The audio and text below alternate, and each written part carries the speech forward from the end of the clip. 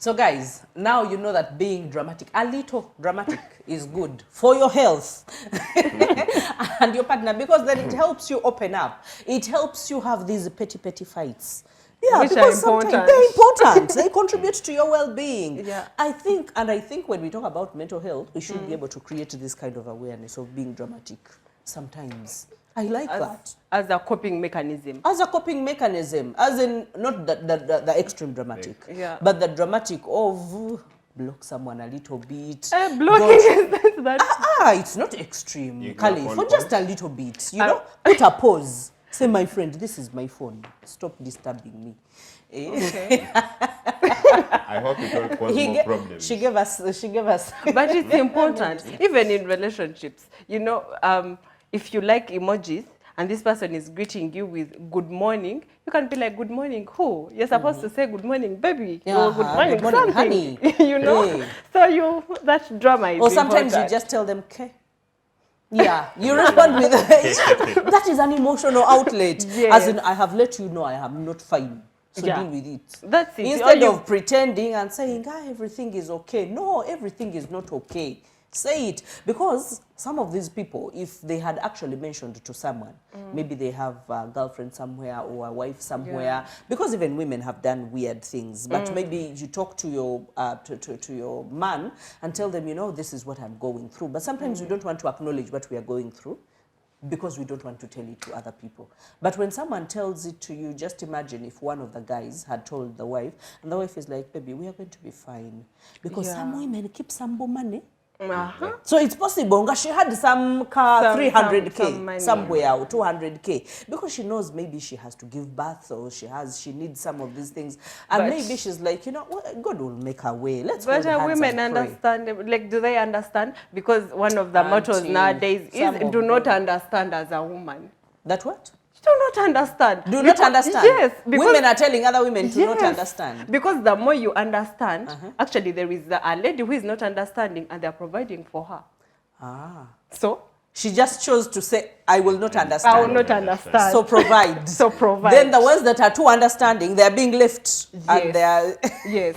So as you cry for your school fees and they are, you know, you are trying to understand your husband, someone is asking him for a wig. And he's providing the wig. Talk on it. So why are you understanding? No, but I think everything in moderation. Definitely. Not everything in. Because again, you might choose not to understand and you're just stressing. Oh, yeah. But there is really understanding and you're saying, so and so has gum in their hands. Until I ask and, you know, beg until I will not get. So everything in moderation. The issue of women not understanding, I've witnessed this, especially with the working class. You find the husband is working, the wife is working, but at the end of the day, where the wife's salary goes, no one knows. The school fees, the rent, the upkeep, it is all the man.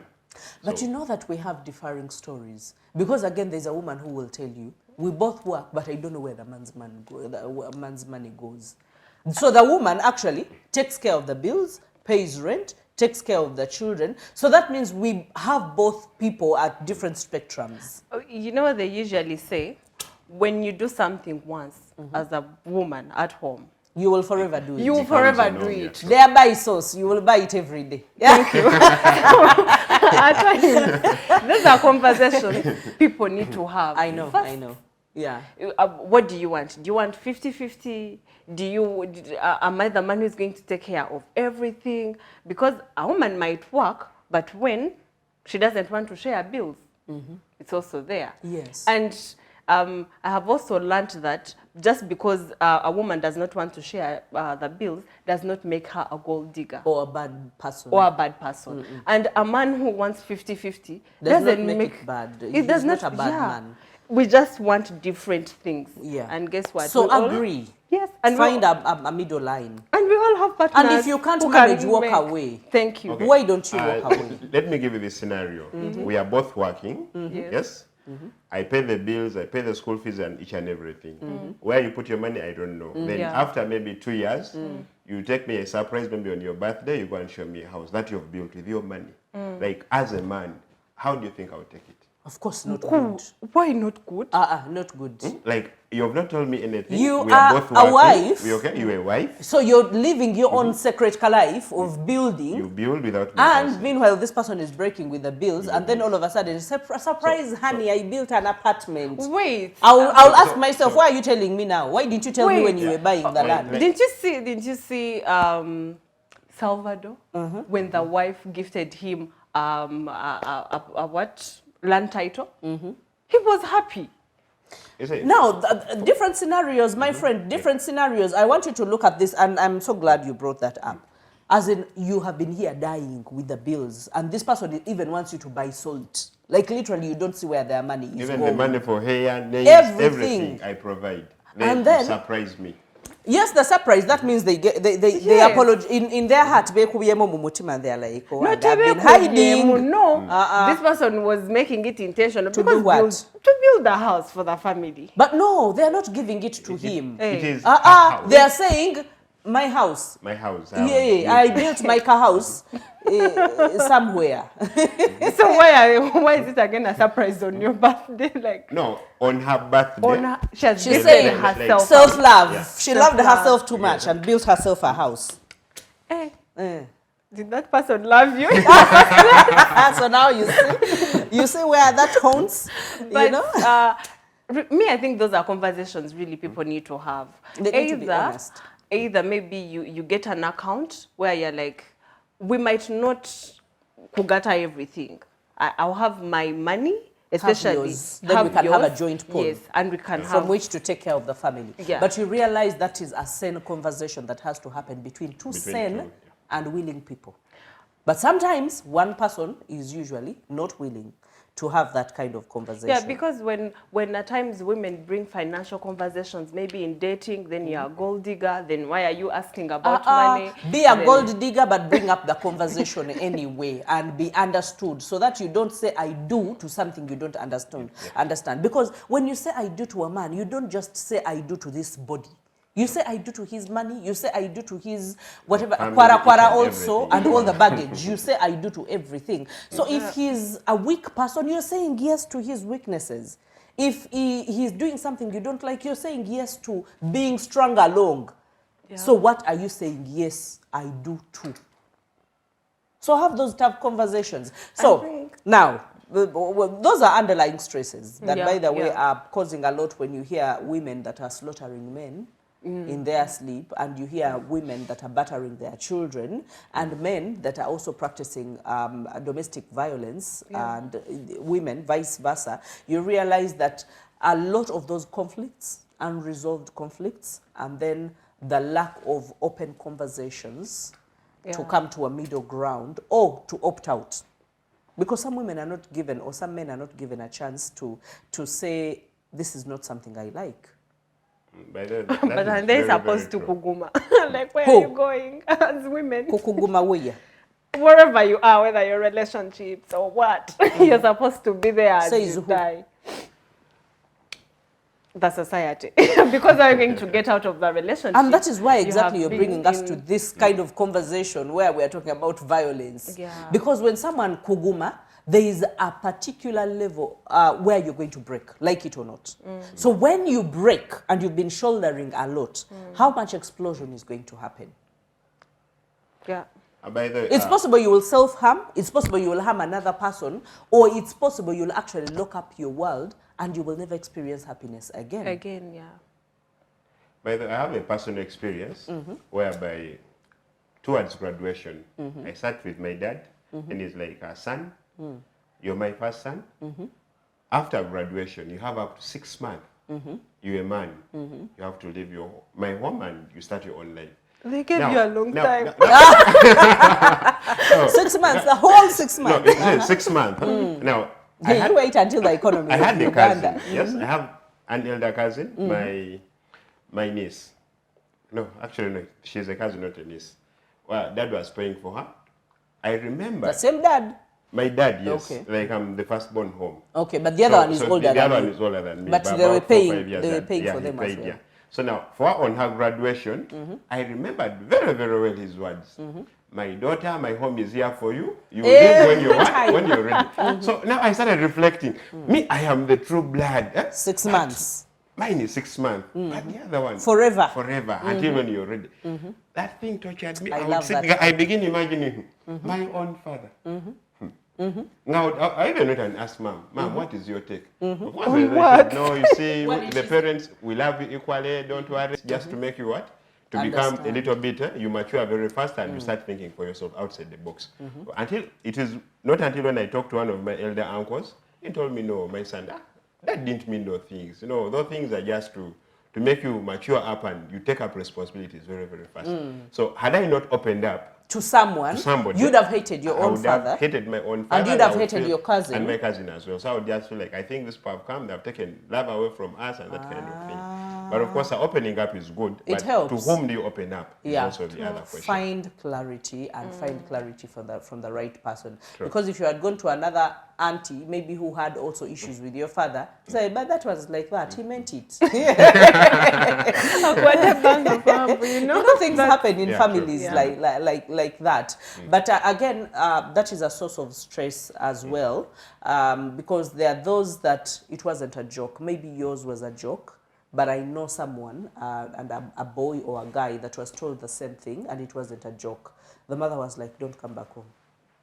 On graduation, that's what I was saying, 6 months were... the mother said, do not come back home. Yeah. Stay in town and figure it out. Yeah. And after 1 year, she was sending the sister to come and stay with the brother. And the brother was still on the street, you know, sleeping at friends' places. Definitely, there is two sides to that. One of it teaches them to hustle and you know, to be out there, fend for themselves. But again, if it's a weaker breed, because then we should understand we are also not the same. We're not the same. Our biological and chemical formulation is not the same. Some of us can withstand, just like you would see, 2 glasses. One is toughened, it's heat resistant and cold resistant, and one, it's a glass, it could even be huge, but it's not heat resistant and it's not cold resistant. Me, I think the person needs to be prepared.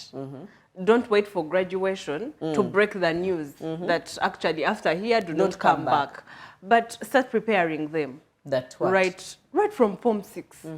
I'm a girl, but my mom was like, when you're done with Form 6, you can be at campus while you're working. Because at the end of the day, I think it also reduces pressure from the parents. Because the way we look at things and you want this, you want the other. But again, there is a girl you can tell that to, and she ends up in prostitution. Not actually working. Do you see that as a parent, you should be able to know what's the capacity that my child can be able to sustain? Because while you bring them up, you clearly see the difference in them. You see that this one is a chiller, wants things done for them, and then this one is. So you also try to groom them as they're growing up to stand up for themselves and to fend for themselves. But oftentimes we find that most of our parents don't have time. Most parents don't have time for their children because they are maybe doing multiple jobs to make ends meet and that kind of thing. Then there are those ones we find a parent who is working distant, doesn't have like that time whereby maybe you sit on a round table and have meals together with the parents, it's not there. So when you talk of parents also nurturing the children, we also have to look at. So where I hear this conversation go is, in order for us to curb whatever is happening up here, there's something that needs to be done at the foundation. In the grooming, in the preparation, and especially bringing up, I think there is a conversation I had with my husband recently, and I think my daughter was out playing and about, and she knocked herself, and I was telling the nanny, do not pamper her. You know, she needs to figure out that the world is tough, that when she hurts herself, she can pick herself up and be able, but every time if you are boo, boo, boo, boo, you know, those things tend to, you know, then they think everything is going to be, you know, wished away, and then you're protecting them too much. You don't want them to go out to play because they are going to fall. I used to be that kind of person. But after some time, I realized I was not brought up the same way.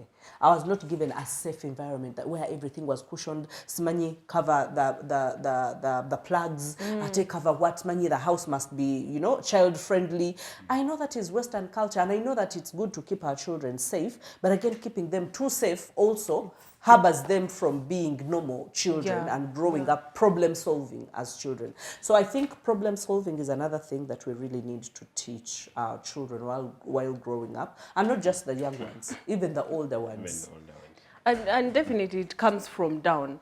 Like, how are you taught to cope when things are tough?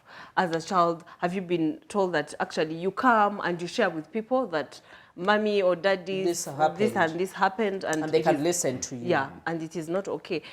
Or do you share to parents and they do not do anything? Yeah. Because when they don't do anything, then you grow up thinking, no, nothing will happen.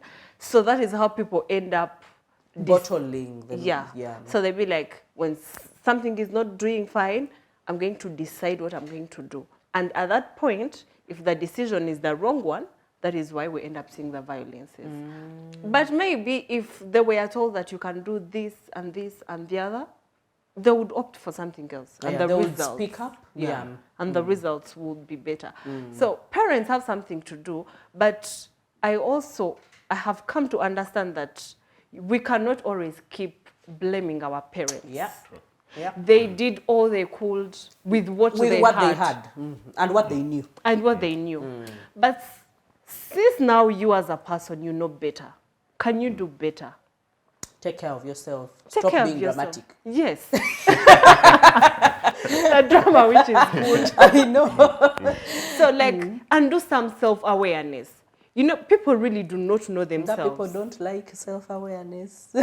Because when I'm going to do that, people first of all don't want to be alone at any single point. They want to cover up with, gangs and cliques and people around. When you talk of self-awareness, in most cases we look at only the good side of ourselves. Like when we lie to ourselves. We are not honest. You're not honest. That by the I want to look at the good, the positives, the negatives. I don't actually look at them. Unless maybe when you enter into peers, like maybe we could try and do awareness in forms of peers, whereby if we have 2, 3, or 5 friends, and we all think and reason alike, or maybe the virtue of our work and the rest, we are able to sit. So they tell you that for you, when you have such friends, at least there you can cope up. Yeah, definitely self-awareness really needs you to sit down and look at those traits. Maybe what people usually complain about, you can be like, but are the other people, are they the ones with a problem, or is it me? All the 5 are complaining about the same thing. Yes. I'm the common person in this thing. Which is also the same thing with jobs. Yeah. You might be the bad boss. Of course. But now you think every new person you get on board has are the ones that they don't understand. But how comes you have employed over 10 people and they all cannot understand you? Yeah. Or you as a person, you are not understandable in the first place. So self-awareness includes all that. And knowing that actually when a person does this, I can't take it anymore. Yeah. So what can I do? Yeah. Do I need to walk away? Yeah. Do I need to tell them to stop? Yeah. Do I need to journal? Like, what can I do? But if you do not... And journaling really helps. Sometimes people think that these things are cliches. If you don't find someone to talk to, write it down. Because if you write it down, that is one way of channeling your energy and being able to have an escape route for your emotions. Yeah. Because when you write, just like self-awareness, be alone, write down. Understand, be very honest, but very frank. People with these questions, they usually ask, what do they usually say? Muri wawa tu, for like, people want to hang out every single point. Muri wawa tu, baba limbako. Like, where exactly are you guys? But I can only imagine how funny it sounds. Muri wawa tu. Yeah, it's like gundi tombuza. Where exactly are you? So if you there is work. You have stress from work, then there is home. You even do not want to talk to people who are at home, because at times we think maybe we are spending time with family or friends, but we actually do not spend quality time. Yeah. Of course. We just meet. We meet, we talk about every other thing apart from our lives. And so that is like bandaging. The wound is rotting, but you're putting on a bandage of sex, a bandage of alcohol, a bandage of company, people around you all the time. It's like you're bandaging something, but it's rotting. You're not treating it. By the way, we have one big disease of when somebody opens up, you're talking, and you find you're taken as the bad person. A case in point, the driver from judiciary, who came up expressed his view, like his dissatisfaction. The judges and the magistrates, their salaries were enhanced. Then the drivers who work under judiciary, they were not. Still so the same. when he came out and spoke his mind, of course, there are some other issues, 200 to 60, something of that sort. The man right now is behind bars. He's in Nigeria, he has been remanded, of course, hearing of the case. But of course, there are those others who are behind. Is it the one who said that I can ram into a like truck ramming, and then I kill Of everyone course, that is in those the car? are all issues, stress. Stress, yeah. It is stress. Stress is speaking. Sincerely speaking. When So you look instead at of rehabilitation, he's behind the bars. he's behind the bars. Okay. So I really don't know whether he's going to get the rehabilitation from there or, but I believe What kind of rehabilitation It's going is to that? be worse. it will be worse, of course. And now that's the message left behind is you can't get help when you say anything. Exactly. And all the others would either be silenced because people would fear because now this one has gone. I don't know how. And then they will tell you that the economy is bad. The economy is But again, instead of staying in such manipulative places, you would rather retire, you go and do something else. It's not And very the only thing is people don't like, we really don't like as humans, we don't like taking risks. Because sometimes we think like getting away from a job that pays you 200,000 to go and be able to start looking for another, you're like, what if I don't get it? Yeah. In this economy, who is giving out jobs? And the rates of unemployment. And the rates of unemployment, everyone is on the street looking for a job. So you're like, let me stay where I am. But the thing is, just like you said, we should be very honest with ourselves. If you choose to stay, then stay without expectations. You get it? Because again, it's going to cause you stress. And before you know it, you will say things that don't add up. And then you'll also end up. But I think it should be both ways, because especially with work environments, I know that at times bosses be like, I really don't need you. If you got out, I would get another person there and then. But you also need me. Replacing a being there. person is not, especially if the person has really been doing a good job. Do you know how loyal some of those drivers are? Very loyal, you know, and very respectful. Because I don't think they would have sustained those jobs long enough if they were not loyal. Yeah. Because again, dealing with high-profile people is also not an easy thing. Do you know the sense of entitlement and the ego that you must massage in order to work with them? So at times those are some of the things we don't look at. Yeah. Because you might say that I need a job and I'm earning money, but you're paying, and at a high cost, you're paying with your mental status. Exactly. That's exactly my pain. So from work, with all that stress, then people at home are actually the ones suffering. You bring it back to them. Bring it home. Because then when you look at whoever is putting on high heels, you're only counting how much do those high heels cost. If someone is sending you for lunch and you're buying 300,000 lunch, meanwhile, your money has not been paid for the past 3 months. And so every time your heart is bubbling up with stress and you're bottling it inside. I think it is high time also bosses, they sit and look through these things. That, you know what, at the end of the day, these people, especially if you have security guards and these people really have you. They have your life in their hands. Well, they are not gods, but... Treat them well. You have to, definitely you have to treat them well. But again, on the flip side, treat them well, treat them as humans, everything. But make sure you are very honest with them. For example, if you're signing a contract with, or you're with someone and you tell them, next 2 years, I am locking you on this money. You get it? So they don't have any expectations. Instead of just giving them blanket, you know, they don't have anything to show for, no conversation. They just know, they just keep hoping. Maybe something is going to happen, maybe something is not going to happen. Number 2, bosses also have issues.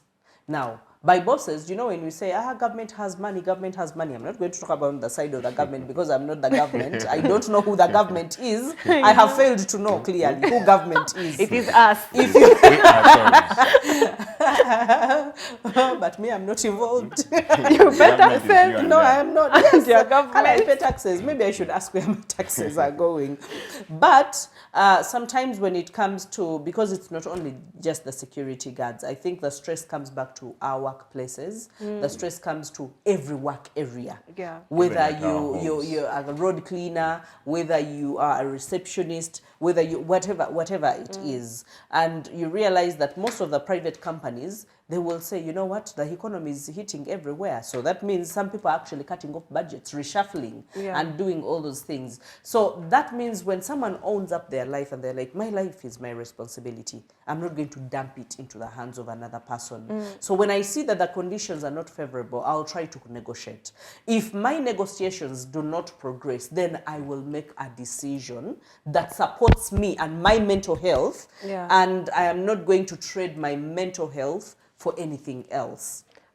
As you negotiate, it comes back to what you mentioned, productivity. Yes. Have you really been working that you're going to be allowed to sit on the table where you're talking about your increment or your allowances, or your boss will be like, you know what, just get out. I don't know what you have been doing. And that's why we say that even when someone is underperforming, as in if you are placed in a leadership position, be courteous.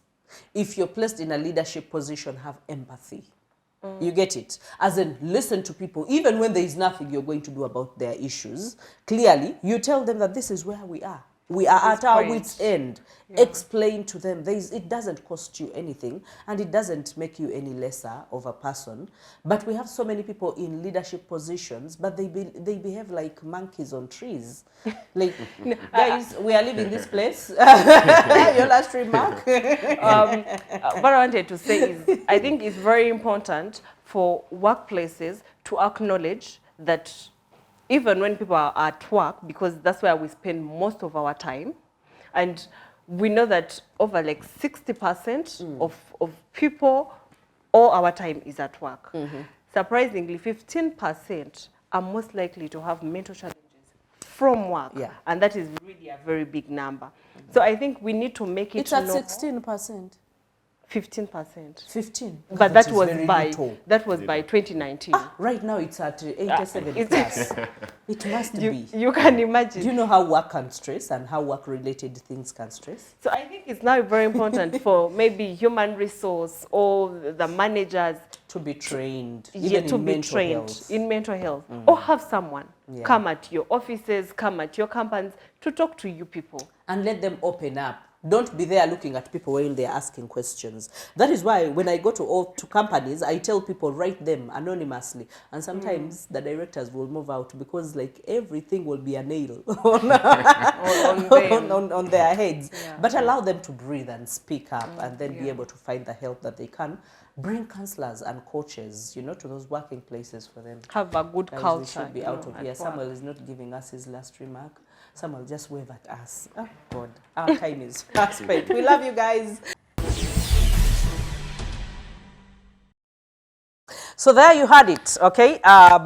We talked about these things. They are normal, they are happening, and they are actually dragging us behind. As a country, as a continent, as a globe, we are being dragged behind.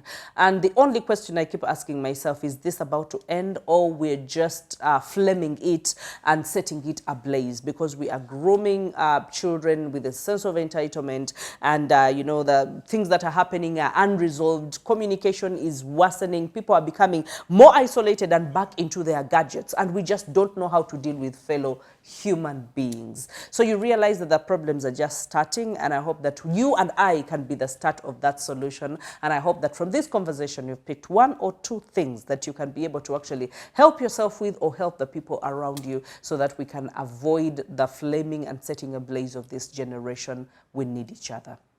From us to you is a good night.